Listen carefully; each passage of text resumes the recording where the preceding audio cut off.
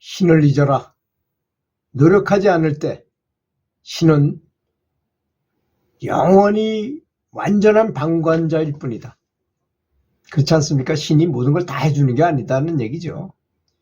그냥 편안하게 다른 사람처럼 내 다리 쫙 뻗고 편안히 잠든다면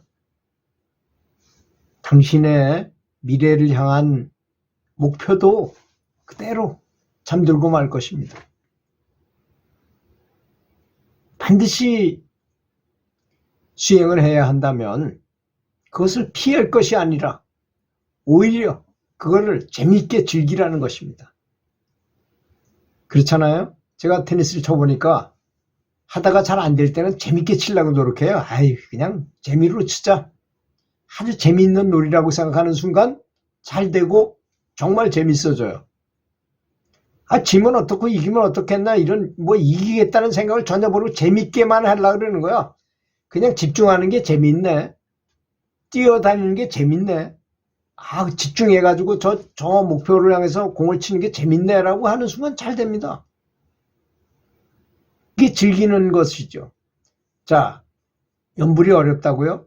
명상이 어렵고 참선이 어렵고 기도가 어렵다면 즐기라는 것입니다. 아주 가장 재밌는 것으로 만들어요. 그거를 체면을 걸든 자기 스스로를 달래든 꼬시든 어떤 방법을 쓰든지 간에 가장 재밌는 것으로 해야 된다는 것이죠. 처음에 운전할 때 운전이 편하지 않았어요. 처음에 스케이트 탈 때 스케이트가 편하지 않았어요. 그렇지 않습니까? 그런데 우리는 스케이트도 잘 타고 숙달이 되면 아주 운전도 자유자재로 먼 거리까지 아주 손가락 하나만 가지고도 운전대를 돌리면서 갈 수 있어요. 그리고 운전이 너무 즐겁죠. 아주 내가 가고자 하는 곳을 쉽게 데려다주고 할 수 있으니까 너무 좋잖아요. 그런 것입니다. 남보다 더 일찍 부지런히 노력해야만 영원하고 진정한 해탈을 맛볼 수 있게 된다는 것입니다. 그렇지 않습니까? 아마 해탈이 쉬웠다면 누구나 다 해탈해가지고 이 세상에 사람이 없을걸요. 다 윤회를 안 하고 다 자기 본향으로 돌아갔기 때문에 이 세상에 이렇게 사람이 많지 않았을 것입니다. 그렇잖아요? 사실 죽어라 하고 염불하거나 명상한다고 죽지는 않습니다. 그죠? 오히려 거기서 즐거움을 찾을 수 있고 재미를 찾을 수 있고 행복감을, 몰입에 대한 즐거움이라는 게 있어요. 몰입에 대한 즐거움. 이걸 터득해야 된다는 것입니다. 제가 좋아하는 인곡선사라는 분이 계시는데요. 인곡선사가 말씀하시기를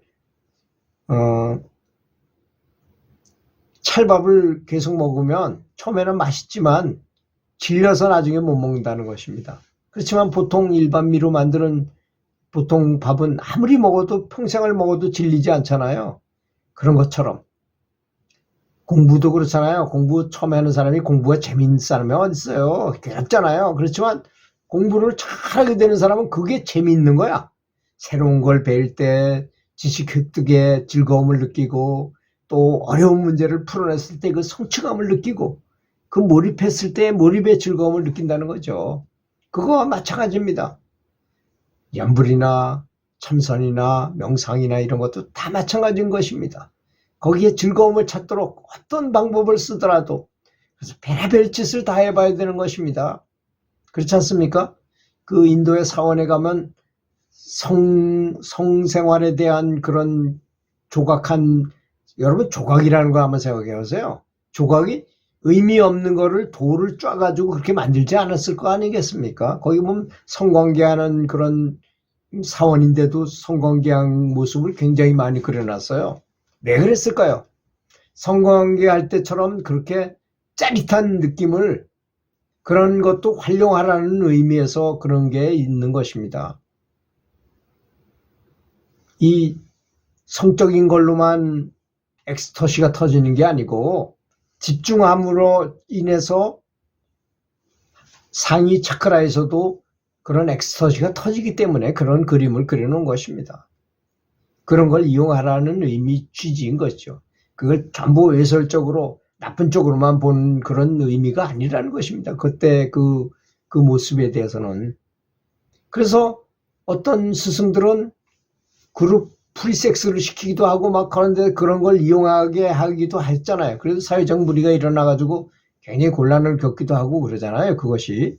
그럴 때는 그것이 나쁜 거지만 우리가 상상으로 만약에 내 안에 있는 자성불과 정말 사랑하는 행위를 했다. 애무를 했다. 정말 사랑으로 애무를 했다면 오히려 굉장히 영적으로 진보할 수 있어요. 오히려 그런 것이. 그러니까 모든 것이 생각하기 나름인 것이고 모든 것이 다 염불이 돼야 되고 참선이 돼야 되고 명상이 돼야 된다는 것입니다. 그래야만 그 사람이 그때 진보할 수 있게 되는 것입니다. 그래서 최선을 다하게 된다면 그때 하늘도 도와줘요. 그때 많이 하느님이 도와줘요. 하늘에서 도와줘요. 하늘은 노력하는 사람을 돕는다고 말했잖아요. 최선을 다하지 않은데 절대로 안 도와줍니다. 그걸 알아야 됩니다. 그래서 열심히 연불 하다 보면 하늘도 돕는 때가 온다는 것입니다. 그때 진정한 즐거움을 느끼게 되는 것입니다. 그것은 절대로 나를 배반하지 않는다는 점을 알아야 됩니다. 그래서 이렇게 지혜안이라는 곳에다가 의식을 집중해가지고 뭔가를 하라고 하는 것 목표 지점까지 준 거니까 얼마나 좋습니까? 얼마나 위대한 스승이 그런 걸 가르쳐 주신 것입니까? 아무 목표 지점 없이 그냥 연불하는 거하고 목표를 정해놓고 그 지점에다가 연불을 하라는 거하고는 하늘과 땅의 차이가 있는 것입니다. 그렇게 감사한지 모른다는 게 문제인 것이죠. 사실은. 저는 중국 기공을 배워가지고 그런 공부를 이미 했던 사람이에요. 그래서 그것이 얼마나 중요한지를 너무나 잘 압니다. 사실 스승의 힘, 그 스승이 살아있는 부처님같이 훌륭한 분이라면 연불하시는 분들은 2500년 전에 돌아가신 부처님이 가르쳐준 방법으로 하시는 거잖아요. 그런데 살아있는 스승께서 직접 법력을 전수해 줘가지고 하는 연불을 하면서도 거기서 그 진수를 맛보지 못한다는 것은 그 수행자에게 문제가 있는 것입니다. 그래서 감사한 마음으로 하게 되면 큰 효과가 있을 것입니다. 그리고 10분 뒤에 내가 어떻게 될 것인가, 또 10년 후에 내가 어떻게 변할 것이라는 것을 겹쳐서 한번 생각해 보십시오. 그러면 10년 후에 내가 이렇게 차근차근 계속 연결해서 연불한 것이 10년 후에는 어떤 결실을 얻게 되는가를 생각해 보신다면 당연히 그 효과를 짐작하게 되실 것입니다. 10분을 더 참고 앉아 있으면 습관이 될 것이고 앉아 있는 것이 고정화될 것입니다. 그렇잖아요? 습관이 될 것입니다. 그러면 그저 하던 대로 계속 하게 돼요. 그거 10분을 못 참기 때문에 자꾸 다니고 싶고 다른 데로 일어나서 다른 생각을 하게 되고 다른 곳을 가게 되고 이렇게 되는 것입니다. 10년 동안 그렇게 노력한다면 어떻게 무엇인들 안 이루어질 수가 있겠습니까? 너무나 당연한 거 아니겠습니까? 당연히 이루어질 것입니다. 계속적으로 그렇게 한다면. 이거는 이 연불이라는 건 정말 오랜 세월 동안 2500년 동안 계속 이어져 오면서 정말 공중된 것입니다. 제가 매일같이 7년 동안이나 카페에다가 연불 감옥록을 써왔어요. 그동안에 계속적으로. 왜 그러냐? 제 스스로 각성을 받기 위해서 남의 연불 감흥을 받은 것을 써 올렸어요.